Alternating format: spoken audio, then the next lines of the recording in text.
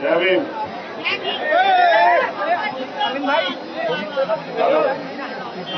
जय भीम। किसकी आवाज अच्छी है, इस माइक की या इस वाले की, बताइए। ये ठीक है।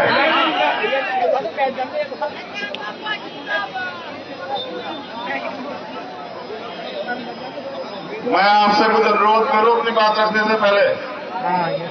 अगर आप बैठ जाएंगे तो बहुत अच्छा हो जाएगा।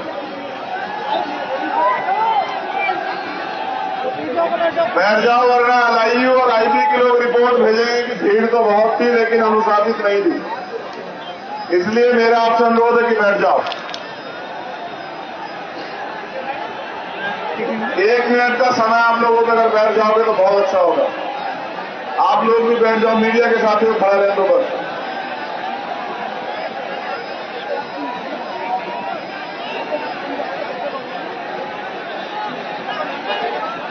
बहुत अच्छा लगेगा अगर आप बैठ जाओगे हमारी बात मान के, तो हमारा विश्वास और 4 गुना बढ़ जाएगा आपके प्रति।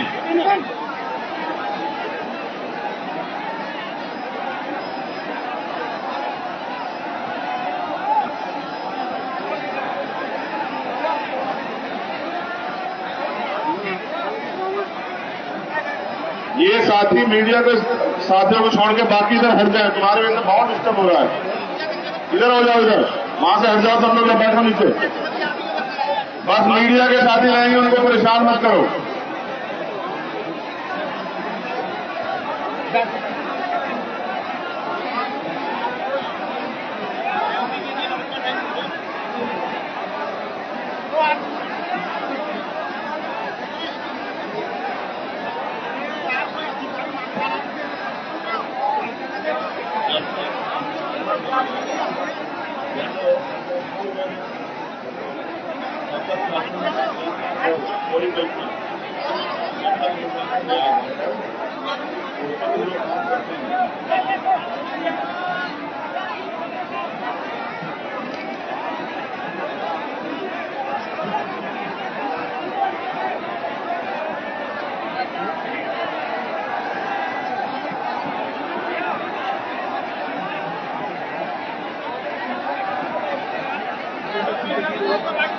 जब तक आप बैठेंगे नहीं तो मजबूरी में हम बोलेंगे नहीं, बताओ क्या कर। हम अपनी बात पे अड़ी हैं और आप अपनी पे।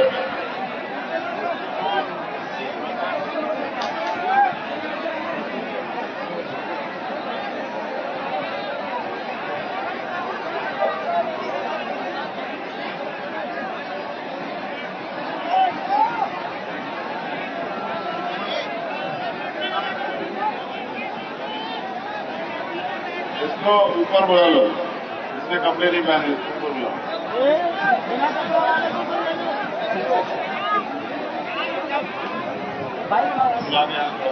इधर आओ, इधर आओ, इधर आओ। तो बैठो सब। ना ना भैया भैया प्लीज चलिए बैठो, अध्यक्ष जी बैठो, बैठो वहीं बैठिए।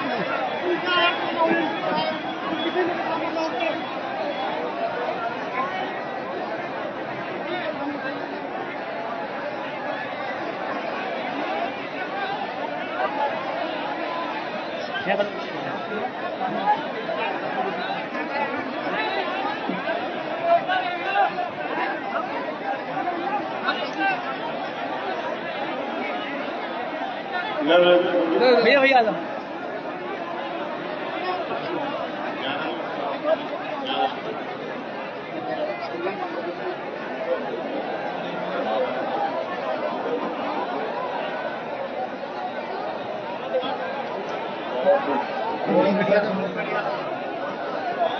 चलिए धन्यवाद।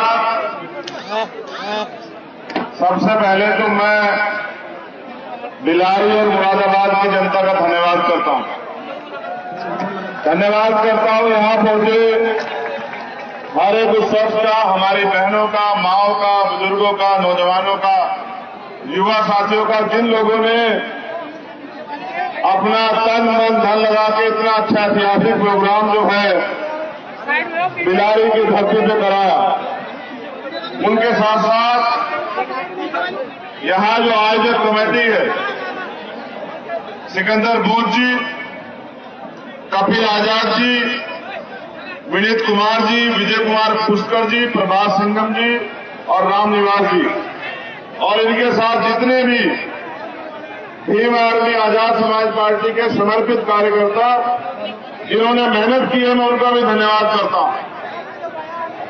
जब मैं घर से चला था तो मैं सोच रहा था कि मौसम इतना बिगड़ा हुआ है, ऐसा ना हो मुरादाबाद के लोग घर वापस चले जाएं। लेकिन जैसे जैसे मैं आगे बढ़ता गया, आपकी संख्या भी बढ़ती गई, और जब मैं यहां पहुंचा तो मैं ये कह सकता हूं कि कोई भी आंधी तूफान आपका रास्ता नहीं रोक सकती अगर आपने कोई चीज तय कर ली है तो बहुजन समाज में समय समय पर जन्मे सभी संतों, गुरुओं, महापुरुषों को नमन करते हुए परम पूजनीय महामानव तथागत बुद्ध संत शिरोमणि सद्गुरु रविदास जी महाराज, भगवान वाल्मीकि महाराज, गुरु नानक देव, संत कबीर और इस आजाद भारत को संविधान देने वाले विश्व रत्न डॉक्टर बाबा साहब अम्बेडकर, छत्रपति साहू जी महाराज, राष्ट्रपिता ज्योतिबा फूले, महामना रामस्वरूप वर्मा, बाबू जगदेव प्रसाद कुशवाहा, जननायक कर्पूरी ठाकुर और मेरे रहबर, मेरे गुरु, मेरे आदर्श माननीय साहब श्री काशीराम जी को नमन करते हुए आज की ऐतिहासिक सभा और आपकी ये संख्या ये बता रही है कि उत्तर प्रदेश की हवा बदल रही है। उत्तर प्रदेश का बहुजन समाज अब अंग्रेजी ले रहा है और वो गुलामी की बेड़ियों को काटने के लिए तैयार है। मैं लंबे समय से पूरे भारत के भ्रमण पे हूं और जहां भी अन्याय अत्याचार होता है वहां जा जाके मैं प्रयास करता हूं कि उस परिवार को न्याय मिल सके। लेकिन मैंने उत्तर प्रदेश के साथियों को जिम्मेदारी दी थी कि मार्च सितंबर तक आप अपने संगठन का निर्माण कर लो। अपना संगठन बूथ, ब्लॉक, विधानसभा, जिला, मंडल, संभाग और प्रदेश का मजबूत कर लो। जब आपका संगठन मजबूत हो जाएगा तब उसके बाद उत्तर प्रदेश की निकम्मी सरकार को सबक सिखाने के लिए हम लोग रोड पे उतरेंगे। और जिस दिन हम लोग रोड पे उतरेंगे उस दिन ये सोई भी गूंगी बहरी सरकार जाग जाएगी और जो अन्याय अत्याचार कमजोर वर्ग के लोगों को, जो अन्याय अत्याचार एससी, एसटी, ओबीसी, माइनॉरिटी, महिलाओं के प्रदेश में हो रहा है, उन एक एक अन्याय अत्याचार का हिसाब इस गूंगी बहरी सरकार से हम लोग मांगने का काम करेंगे। और मुझे लगता है कि महासितंबर खत्म होने से पहले आप लोगों ने कमर कसनी है और मुरादाबाद की सरजमी ऐलान कर रही है कि उत्तर प्रदेश की सरकार अब चेत जाए, उत्तर प्रदेश की गूंगी बहरी सरकार अब समझ जाए। अगर अब उनकी सरकार में कमजोर वर्ग के लोगों पर अन्याय अत्याचार होते हैं तो उसका जवाब देने के लिए भीम आर्मी आजाद समाज पार्टी सड़क से लेकर सदन तक जो है चक्का जाप देने का काम करेगी। यही ऐलान करने के लिए आज एक जनसमूह यहां उपस्थित है। साथियों, आपकी संख्या ही उत्तर प्रदेश में, भारत में बहुत है और जहां तक मैं समझता हूं महापुरुषों ने जब अपने जीवन का अमूल्य समय आंदोलन में दिया तो उनकी इच्छा शक्ति थी कि जिस दिन हमारे लोग अपनी गुलामी की बेड़ियां काटने के लिए, अपने बुनियादी अधिकार प्राप्त करने के लिए, अपनी समस्याओं को खत्म करने के लिए मैदान में उतरेंगे, अपनी वोट की वैल्यू को समझेंगे, उस दिन इस प्रदेश में और देश में शोषित वर्ग के लोगों का राज आएगा। आज इस डबल इंजन की सरकार में जो उत्तर प्रदेश में भी है और केंद्र में भी कमजोर वर्ग के लोग और ज्यादा कमजोर हुए, उनके साथ जुल्म जाति अत्याचार बढ़ा है।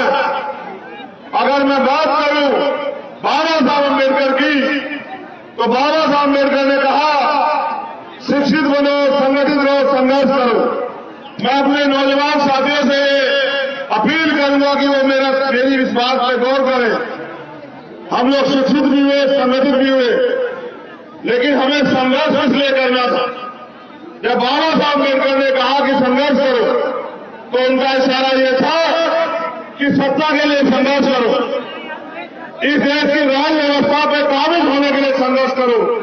उनका इशारा यह था कि पॉलिटिक्स का मास्टर की राजनीतिक सत्ता की चाबी अपने हाथ में लेने के लिए संघर्ष करो। और हम लोग संघर्ष करते हैं रोटी कपड़ा मकान के लिए। मैं मानता हूं जिनकी सरकार होती है उनके समुदाय को रोटी कपड़ा मकान की लड़ाई कभी नहीं लड़नी पड़ती। बाबा साहब अम्बेडकर स्पष्ट इशारा करके गए कि राजनीति में भागीदारी न करने का सबसे बड़ा नुकसान ये है कि अयोग्य लोग आपके ऊपर शासन करते हैं। उन्होंने ये भी कहा कि अन्याय करने वाले से अन्याय सहने वाला ज्यादा दोषी होता है। मैं ये मानता हूं कि हमने अपने महापुरुषों को पढ़ा तो है, लेकिन उनको उनके आदर्शों पर चलने का कार्य जो है लंबे समय से हम लोग रोके हुए हैं। अब हम पिछले कुछ साल से अपने महापुरुषों को पूज रहे हैं।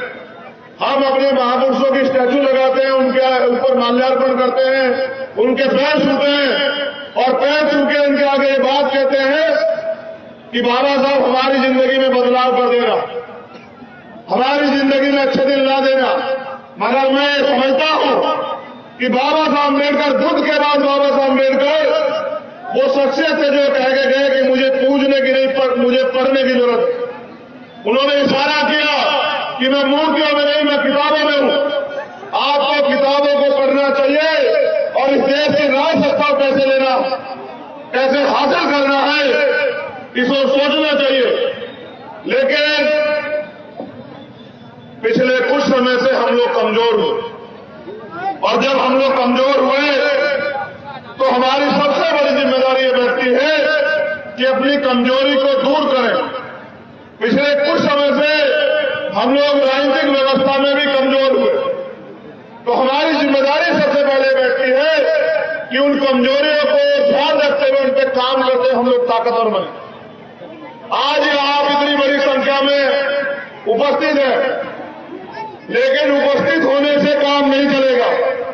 एक दिन अगर आप रैली या सभा करोगे तो आपके हाथ में सत्ता नहीं आएगी। जब आप 365 दिन सत्ता के लिए काम करोगे, मेहनत करोगे, तन मन धन से जुड़ जाओगे, तब जाके सत्ता आपके हाथ में आएगी। और जिस दिन सत्ता आपके हाथ में आएगी तब कोई आपके साथ अन्याय अत्याचार नहीं करेगा, तब कोई जो है आपकी जमीन नहीं दबाएगा, तब कोई जो है आपके अधिकारों के साथ छेड़छाड़ी नहीं करेगा।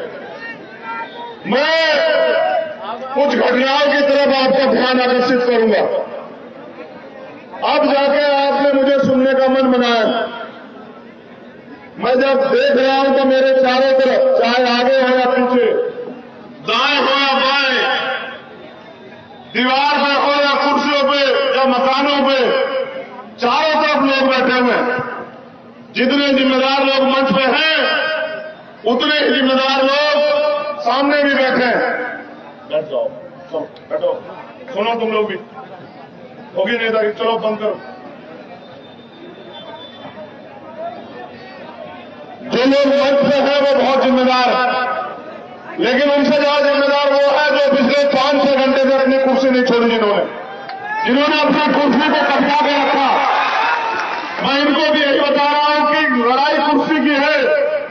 जिसके पास कुर्सी होगी उसका हाथ ऐसे होगा, और जिसके पास कुर्सी नहीं होगी उसका हाथ ऐसे होगा।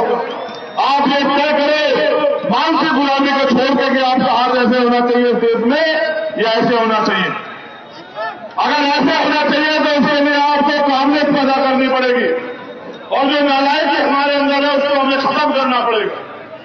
वो नालायकी तब खत्म होगी जब हम 365 दिन अपने राज सत्ता कैसे हमारे हाथ में आए इस पे हम लोग काम करेंगे। इतना अच्छा प्रोग्राम सजा है। आज बारिश भी आपकी परीक्षा ले रही है। लोगों के लिए भीड़ जुटाने के लिए पैसे बांटे जाते हैं, खाना बांटा जाता है, गाड़ियां तेल के साधन दिए जाते हैं। लेकिन आपका प्यार इतना है कि आप अपने साधन पर और बैठने की जगह नहीं है। मैं खुद चल के आया, पूरे ग्राउंड में पानी भरा हूं, मैं कल से देख रहा हूं। मुरादाबाद ने जो सम्मान दिया है उसको मैं जीवन के अंतिम क्षण तक भूलूंगा नहीं। आपने अपनी जिम्मेदारी अदा की, अब जिम्मेदारी हम लोगों की। कुछ नौजवान साथी जो ज्यादा उत्सुक हैं, उनकी उत्सुकता की वजह से जो माए बहनें यहां बैठी, जो बुजुर्ग यहां बैठे हैं, वो भी बेचारे ये सोच रहे हैं कि हम भी अपने भाई को देख लें। इसीलिए मैंने सिकंदर बोध जी से कहा कि भाई आप मुझे बुलवा दो, क्योंकि मुझे ऐसे लोग बैठेंगे। अभी तो ये किसी और की नहीं मानते हैं, अभी तो ये सिर्फ मेरी मानते हैं। तो आप बैठ गए तो मुझे ऐसा लगा कि अब आपको मुझे वो बात बतानी है जिससे बैठने के बाद और जिसे सुनने के बाद आपको जिस काम को करना है, जिससे परिवर्तन होगा। जैसे आप यहां बैठे हैं, इसको अनुशासन कहते हैं, और जिसके लिए खड़े होने को मैं आपको कह रहा हूं उसको शासन कहते हैं, सत्ता कहते हैं। मैं आपको सिर्फ यही कह रहा हूं कि बहुमत, लोकतंत्र में बहुमत जिनके पास होता है उनका राज होता है, वोट जिनके पास होता है उनका राज होता है। और वो जिस देश के कमजोर तबके के पास, इस देश के बहुजन समाज के पास, और हमारे महापुरुषों ने सारे में बात कही कि वोट हमारा, राज तुम्हारा, नहीं चलेगा, नहीं चलेगा। और हमने इस बात को सुना भी, लेकिन हमने उतनी देर सुना जितनी देर महापुरुषों ने किया या महापुरुषों ने कहा। महापुरुषों के जाने के बाद हम उनकी बात को भूल जाते हैं, फिर हम नारे लगाते हैं कि आप संघर्ष करो, हम आपके साथ। और मैं ये कह रहा हूं, किसी एक के संघर्ष से हमारी जिंदगी नहीं बदलेगी। यहां बैठे हर एक शख्स को संघर्ष करना पड़ेगा और गांव-गांव जाकर बहुजन समाज में भाईचारा पैदा करना पड़ेगा। जाति व्यवस्था के आधार पर तोड़े गए लोगों को भाईचारा स्थापित करके जोड़ना पड़ेगा और उनको ये बताना पड़ेगा कि आपकी तरक्की के रास्ते इस देश का शासक वर्ग बनकर ही खुलेंगे। इस देश में गुलाम बनने के बाद, गुलाम बने रहने के बाद आप इस देश में मोहताज बने रहेंगे, उससे आपकी तरक्की के रास्ते नहीं खुलेंगे। नौजवान साथियों, आज हालत यह है, निजीकरण करके सारे सरकारी नौकरियों को खत्म किया जा रहा है। आज हालत यह है कि बेरोजगारी बढ़ रही है। आज हालत यह है कि महंगाई बढ़ रही है। आज हालत यह है कि डॉलर के मुकाबले रुपया कमजोर पड़ रहा है। आज हालत यह है कि अन्याय अत्याचार होता है तो रिपोर्ट लिखवाने के लिए थानों के बाहर धरने देने पड़ते हैं। ये सब इसलिए है क्योंकि हम अपना काम जिम्मेदारी से नहीं कर रहे हैं। जब जिस दिन हम लोग अपना काम जिम्मेदारी से करेंगे, उस दिन ना अन्याय अत्याचार होगा और ना ही देश बर्बाद होगा। हम इस देश के मूल निवासी, हम इस देश के रहने वाले, हमारे महापुरुषों ने हमें सिखाया कि हम प्रथम और उनके भारतीय हैं और हमें अपने भारत के सम्मान के लिए, उसकी तरक्की के लिए हर कीमत चुकाने के लिए तैयार रहना चाहिए।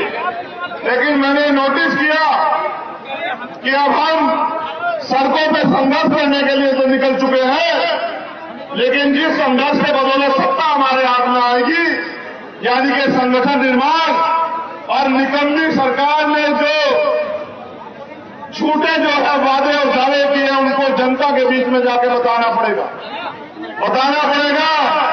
कि सरकार के लोगों ने, प्रधानमंत्री ने कहा 2 करोड़ रोजगार देंगे और लगभग 16 करोड़ रोजगार इस देश से खत्म कर, और उन चीजों का मीडिया प्रचार प्रसार करते सकती है, लेकिन वो मीडिया कभी प्रधानमंत्री से नहीं पूछती कि आपका पूंजीपति मित्र दुनिया में दूसरे नंबर पर चला गया, उस चीते पर जो आप इस देश की अर्थव्यवस्था खिला रहे हैं, उसका जवाब कौन देगा। कभी प्रधानमंत्री से नहीं पूछते कि जो काला धन आपने कहा था आएगा, वो कब आएगा। आज भी लोग कच्चे मकाने में रहने को मजबूर हैं।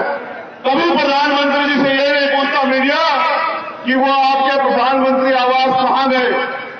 कभी प्रधानमंत्री से ये नहीं पूछते आप जो मेक इन इंडिया की बात करते थे और आज इंडिया जो है बेरोजगारी में इतने बड़े नंबर पर जा रहा है, इसका जवाब कब दोगे। जब जिस देश का मीडिया विकास हो जाए, उस देश की जनता को विद्रोह कर देना चाहिए। ये लोकतंत्र है। आज का विद्रोह, आपका विद्रोह इसी बात में है कि जब आपको मौका मिले वोट देने का, तब आप ऐसी गहरी सरकारों को वोट से जवाब देके इनको सत्ता से बेदखल करने का काम कर दो, तो ना निकम्मी सरकारें रहेंगी और ना ही हमारे देश को, प्रदेश को ये दिन देखने पड़ेंगे। आज हालत बद से बदतर है, चारों तरफ हाहाकार मचा है। अगर पूरे देश को किसी में उम्मीद है कि वो निकम्मी सरकार के खिलाफ लड़ सकता है, तो वो सिर्फ और सिर्फ भीम आर्मी और आजाद समाज पार्टी है। बाकी सब लोग कितने टेक चुके हैं, कोई सीबीआई की वजह से, कोई ईडी की वजह से, कोई इनकम टैक्स की वजह से, कोई मुकदमों की वजह से। अगर कोई संगठन है, कोई दल है जो ना देश से डरता, ना मुकदमों से डरता, ना ही लाठों से डरता, तो मुझे डर है कि मैं उस संगठन का कार्यकर्ता हूं, भीम आर्मी का, जो सरकार को ईद का जवाब पत्थर से देती। लेकिन यही मेरा सवाल ये भी बन जाता है कि आप लोग ईद का जवाब तो पत्थर से देते, लेकिन ये बताओ, जब तक इस देश की, इस प्रदेश की सत्ता में आप लोग काबिल नहीं होंगे, अपने लोगों को रोजगार कैसे दोगे। ये जो सारा निजीकरण करके सरकारी सिस्टम बेचा जा रहा है, उसको कैसे बहाल करोगे। जहां सरकारी नौकरियां खत्म की जा रही हैं, नौजवान बेरोजगार है और सरकारी नौकरियां खत्म की जा रही है, तो लोगों की जिंदगी में रोशनी कहां से आए।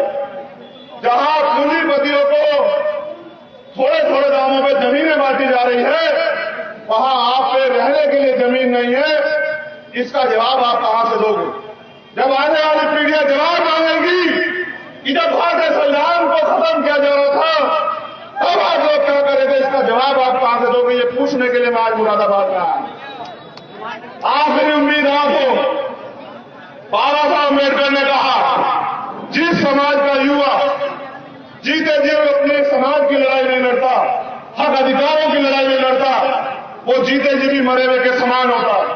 और जिस समाज का युवा जीते जी हक अधिकारों की लड़ाई लड़ता है, स्वाभिमान सम्मान की लड़ाई लड़ता है, वो मरकर भी अमर हो जाता है। वो बाबा साहब अम्बेडकर जिन्होंने अपने 66 बच्चे कुर्बान किए, उनके मिशन को आगे बढ़ाने की जिम्मेदारी क्या हम सब लोगों की है या नहीं है, बताओ। दोनों हाथ उठा के बताओ, है या नहीं है।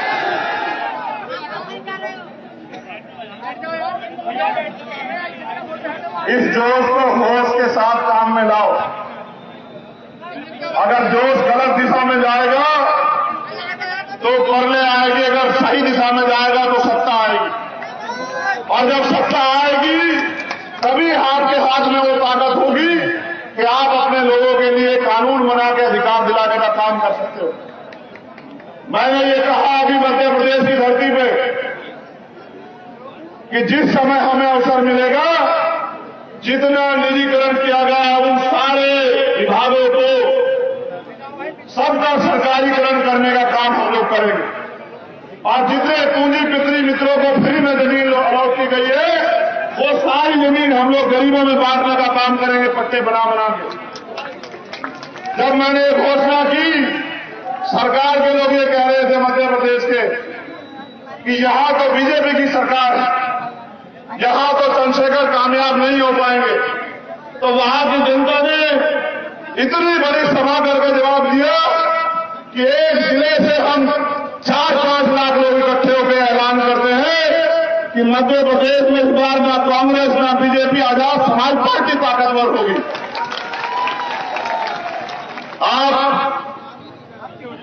उम्मीद कीजिए कि सुबह सभा 12 बजे 1 बजे की हो और रात के 9 बजे कोई शख्स पहुंचे और 9 बजे भी लोग ऐसे बैठे हो, उनके प्यार का जो उनका कर्ज है उसको कैसे चुकाया जाए।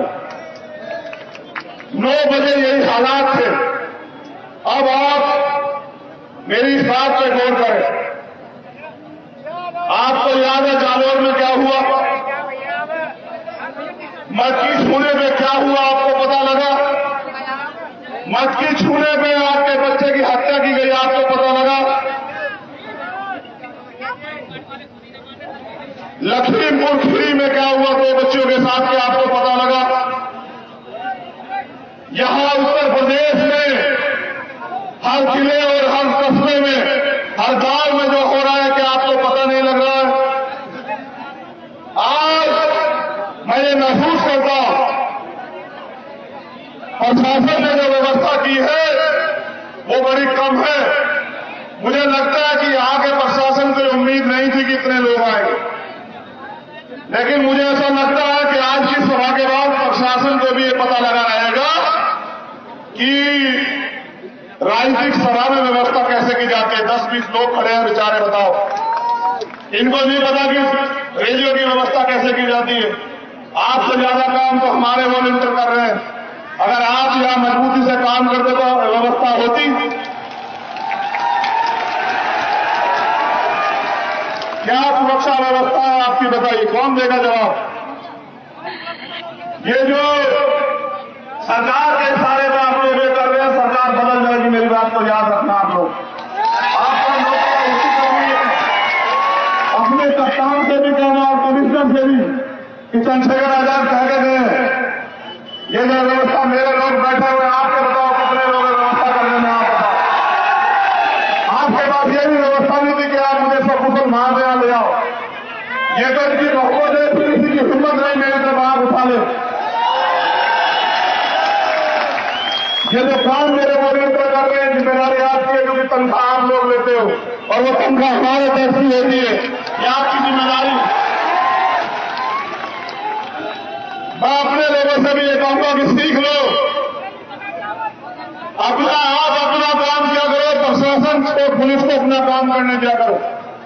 ये वॉलंटियर जो काम कर रहे हैं, व्यवस्था पुलिस की है, आप राजनीतिक दल हो, आप आराम से खुद से बैठा करो, इनको सुरक्षा करने दिया करो। आप लोग अपनी जिम्मेदारी को समझो। ये लोकतंत्र है, जनता मालिक है। मैं भी आपके लिए काम कर रहा हूं, ये भी लोग आपके लिए काम कर रहे हैं। फर्क इतना है कि मैं आपकी तरक्की के लिए काम कर रहा हूं, ये अपनी नौकरी के लिए काम कर रहे हैं भाई। तो मेरा आपसे भी अनुरोध है, जानबूझ के किसी की सभा को खराब करने का काम मत किया करो। आज जो व्यवस्था हुई है, देखिए, देश के जिम्मेदार आप लोग, सब लोग। खैर छोड़िए, मुद्दे पर आते हैं।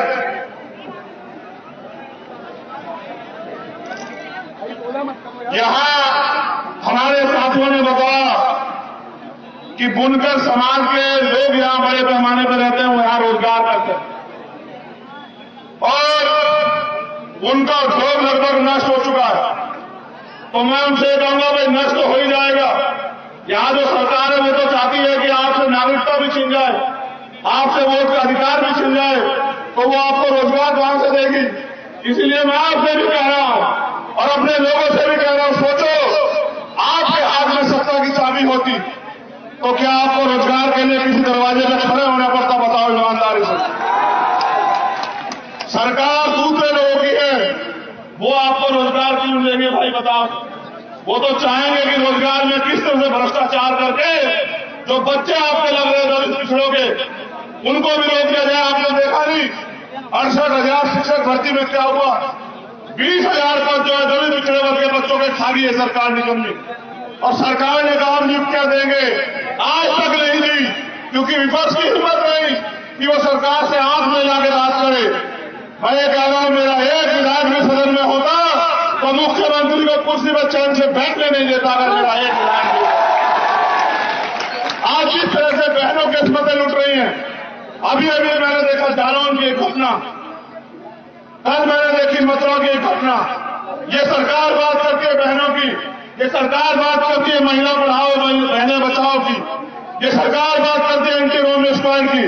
जिस तरह से बच्चों की हत्याएं और रेप भी सरकार में हो रहा है, और इसे कोई से राज का नाम दो, ये जब बहन बेटियों की रक्षा नहीं कर सकते, इन निकम्मों को तो सरकार से वैसे इस्तीफा दे देना चाहिए। अगर ये इतने निर्दयी लोग हैं, ये तो बीजेपी के लोग इतने निकम्मे और निर्दयी लोग हैं, ये तो नासों में राजनीति करते हैं, दंगे करा करा के भाईचारे को तोड़ के हिंदू मुसलमान करके ये साजिशें करके सत्ता में बैठे हुए लोग। हमें इनकी साजिशों में सावधान रहना। मैं अपने नौजवान साथियों से पूछ रहा हूं, आप बताओ, ये जो बहनें चीख रही चिल्ला रही हैं, इनकी सुरक्षा की जिम्मेदारी आपकी है या नहीं, ये बताओ। अगर आपकी जिम्मेदारी है तो ये भी बताओ, इन जो अन्याय हो रहा है उसका हिसाब कौन लेगा? इतनी हल्के आवाज में बताओगे तो ये मुरादाबाद के लोग आराम से खड़े रहेंगे, प्रशासन के लोग, इसका हिसाब कौन लेगा बताओ। इस बार अगर किसी बहन की अस्मत पे हाथ डाले कोई, इस बार अगर यहां किसी बहन को बेइज्जत किया जाए तो यहां के डीएम और एसएसपी कार्यालय में इसी संख्या में जाना, इसी संख्या में जाना। फिर मैं देखता हूं किसी बहन की मांग नहीं है। जब आप इतनी संख्या में वहां जाके बैठोगे तब इनको एहसास होगा, तब ये नींद से जाएंगे, इनको समझ आएगी बच्ची कितनी कीमती होती है, बहनें कितनी कीमती होती है, तब इनको समझ आएगा। मैं तो आपसे कह रहा हूं, आप देखो और गौर करो, सीए क्यों आया, एनपीआर एनआरसी क्यों आया? क्योंकि सत्ता उनकी थी, वो चाहते नहीं आए। आप चाहते हैं निजीकरण रुक जाए, आप चाहते हैं बेरोजगारी खत्म हो जाए, आप चाहते हैं महंगाई पे लगाम लग जाए, आप चाहते हैं बिजली के दाम कम हो जाए, आप चाहते हैं कॉलोनियल सिस्टम खत्म हो जाए, आप चाहते हैं इस देश में जो अन्याय अत्याचार हो रहा है वो खत्म हो जाए। वो खत्म तब होगा जब आपके हाथ में सत्ता की चाबी हो। आप सड़कों में बैठे रहोगे तो वो लोग ये करते रहेंगे, क्योंकि उनका अंतिम लक्ष्य आपको यहां कमजोर बना कर रखना। और अगर आप सत्ता में आ जाओगे तो आप समानता की बात करोगे, तब जाके हमारे लोगों के चेहरे पर खुशहाली आएगी। मैं तो पूरे देश में घूमता हूं और मैं देखता हूं, कोई सरकार हो और कोई स्टेट हो, इस देश के बहुजन समाज की हालात बिल्कुल एक जैसी है। दलित, पिछड़े, आदिवासी, मुसलमान, जैन, बौद्ध, सिख, पारसी, ईसाई, ना वो अपने धर्म की बात कर सकते हैं, ना वो अपने तरक्की की बात कर सकते हैं, ना ही सरकार की आलोचना कर सकते हैं। सरकार के खिलाफ कुछ बोलो तो मुकदमे दर्ज हो जाते हैं, जेल भेज दिया जाता है। अगर जनता सरकार